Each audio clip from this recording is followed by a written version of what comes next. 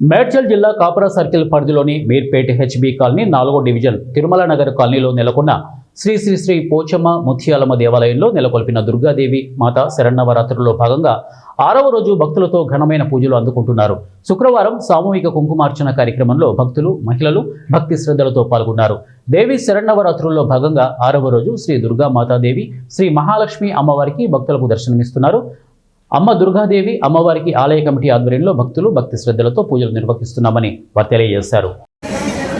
శ్రీ శ్రీ పోచమ్మ ముత్యాలమ్మ దేవస్థానంలో తిరుమల మౌలాల్లో మరి 13 సంవత్సరాలుగా దసరా నవరాత్రులు సంపూర్ణంగా భక్తుల సహకారంతో విజయవంతం చేయడం జరుగుతుంది.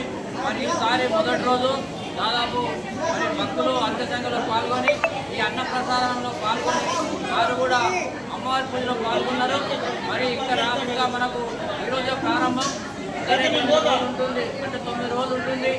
మరి హౌసింగ్ బోర్డులో ఎంతో వైభవంగా మరి ఈ యొక్క పండుగను మరి హెచ్బి కాలనీలో వారాయిదేవి యొక్క నవరాత్రులు కానీ, బోనాల పండుగ కానీ, దసరా నవరాత్రులు కానీ మన యొక్క దేవస్థానంలో జరిగే ప్రత్యేకత.